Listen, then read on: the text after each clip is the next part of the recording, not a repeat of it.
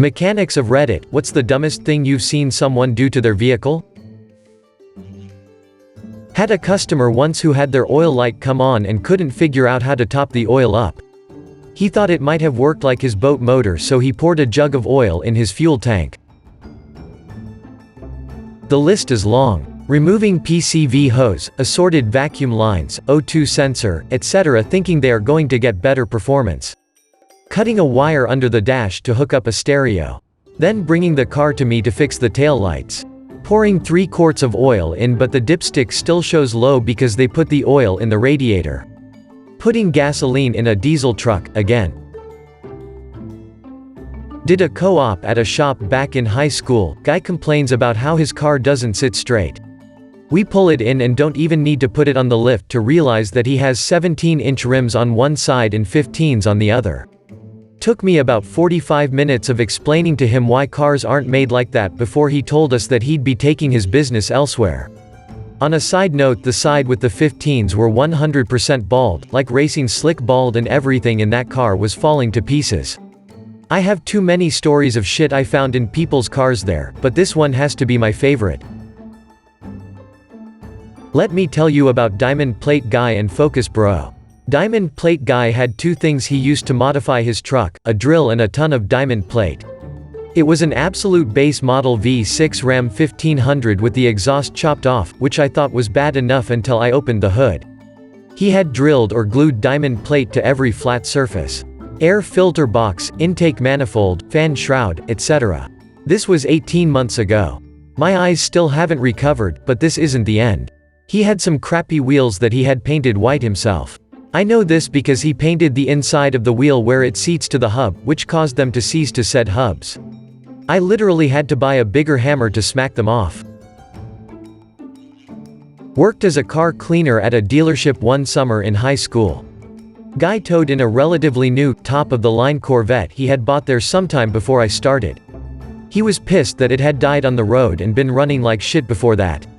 Ranting and raving about he spent all this money and it only went X months, years before completely breaking down. One of my work buddies got it up on a lift and started looking it over.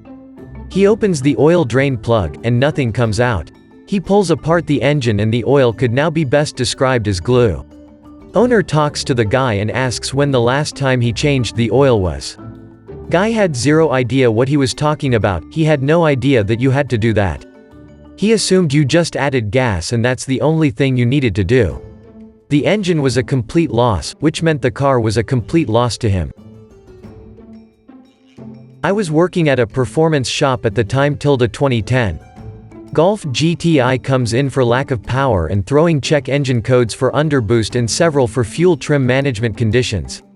Did the typical process of checking the turbo wastegate operation, pressure and smoke, tested the charged side of the turbo system for leaks, tested fuel pressures, all checked out. Removed the intake side from the turbo to inspect for rips in the rubber boot, all good. Looked inside the intake boot and this moron bought one of these turbulator gimmicky things and put it inside the intake. It had turned completely on its side and was restricting approximately 80% of the airflow. Removed the obstruction and motor operating values returned to normal and power was restored. Did not feel any guilt that this idiot had to pay a few hundred for me to diagnose and remove his awesome DIY performance mod. Dudes spending thousands of dollars modifying their pickups for off-roading, even though they spend 99.99% of the time on highways and the furthest off of a road they ever get is a logging road that a stock Forester could tackle with no problems. And then complain about extra shitty fuel mileage, and having to pay for new 35-inch knobby tires that only last 10k miles because they wear out super quickly if you drive mostly on pavement, and having to replace their front wheel bearings every other year because those larger wheels and tires are a lot heavier than the stock ones, and being super surprised to learn that parts for a 3/4 ton pickup can cost multiple times more than the comparable ones for the small sedan they sold to afford their bro truck. This probably won't be the worst one in this thread. I used to know a 30-year-old who would put the car air freshener duct taped outside the exhaust, kind of just dangling in front of the opening. His logic was it makes the exhaust smell better for pedestrians. I bought my car off a guy for $785. For all intents and purposes, it worked fine, but the guy said that it overheated almost daily. 1999 Nissan Sentra, manual, 135k miles.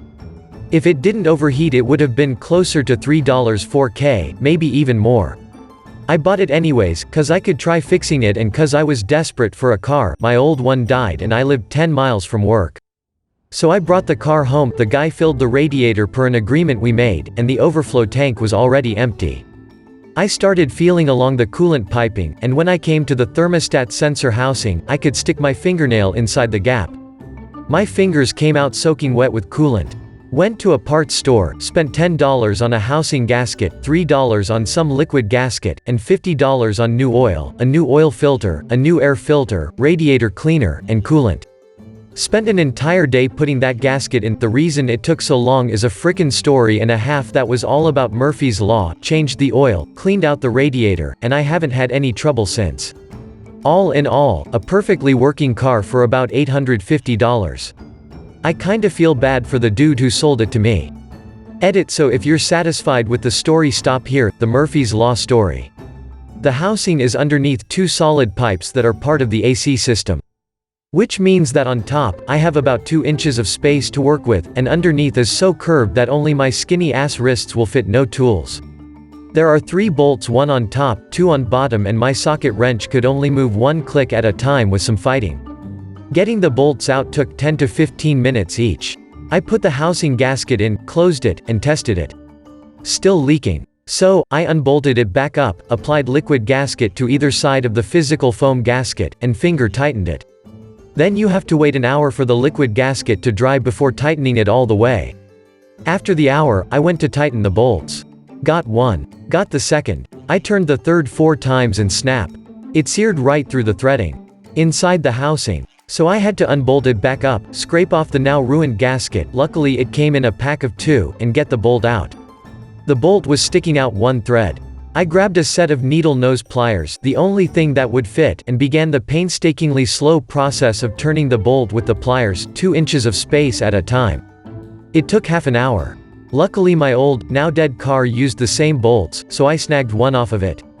While I was at it and already pretty frustrated, I went and rummaged around for another half hour before finding a bolt screwdriver that was the exact right size to fit under the piping and at least mostly tighten the bolts. Putting the entire setup together the third time took 20 minutes plus waiting time for the liquid gasket to dry. Bad snow day, for whatever fuck reason we were open. Guy pulls up needing a flat repair. He pulled up in a way the car could be just pulled in. Coworker goes to pull it in and can't stop, slams into his box. Wasn't going fast enough to damage anything. Car had 0 brakes, say something to the customer, oh the foot brake. That hasn't worked in years, you have to use the hand brake. We inspect the vehicle and discover it doesn't even have brake calipers in the front. With the hoses clamped off and not an ounce of brake fluid in the master cylinder. And the most surprising part, they didn't want to get the brake repairs done. Not a mechanic, but we do almost all of our farm equipment maintenance. Brother called during a hellacious snowstorm telling me, hurry get over here and bring beer. I arrive with Bud Light in hand. He's got 2 lawn chairs under his carport. We get a beer and settled in our chairs out of the snow. We commence to watching his meth head out. Neighbors that are higher than kites push this Mustang. They're trying to push start it. After about 10 minutes we're hysterical.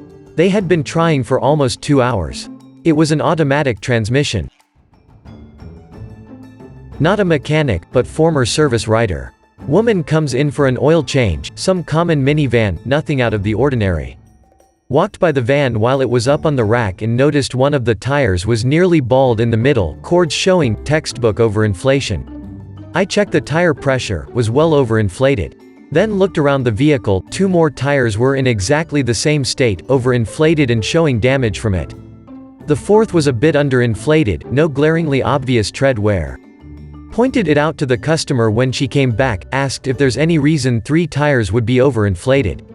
Long story short, she was occasionally seeing a low tire light on the dash, no indication of which tire, just low tire, told her husband, and he just aired up all 4 tires.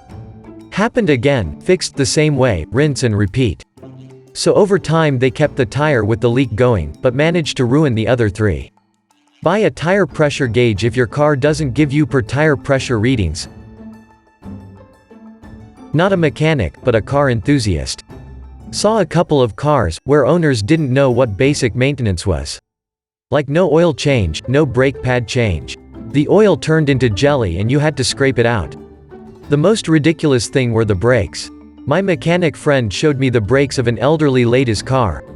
The brake discs were gone, like almost completely wiped down to like 5 to 6 millimeters. She said to him, "The car feels weird, while I brake." A customer brought their vehicle to the dealership I used to work for an airbag recall. They had bedazzled everything on the interior dash, including the covers for the airbags on the steering wheel and on the passenger side. I'm not sure she understand the fact that airbags have enough power to turn anything into shrapnel. Oh, finally a chance to tell my story. I'll keep it short. Guy comes in with a Kia Soul for an oil change, mentions when he tries to pass people on the highway the engine bogs down. Doesn't want to pay for diagnostic, so I just say we'll see if the visual check included in the oil change brings anything up. This guy put some aftermarket turbo kit in that was just a big fan attached to his throttle body. When he was at watt it would close the circuit and the fan would blast air into his engine, only he wired it backwards.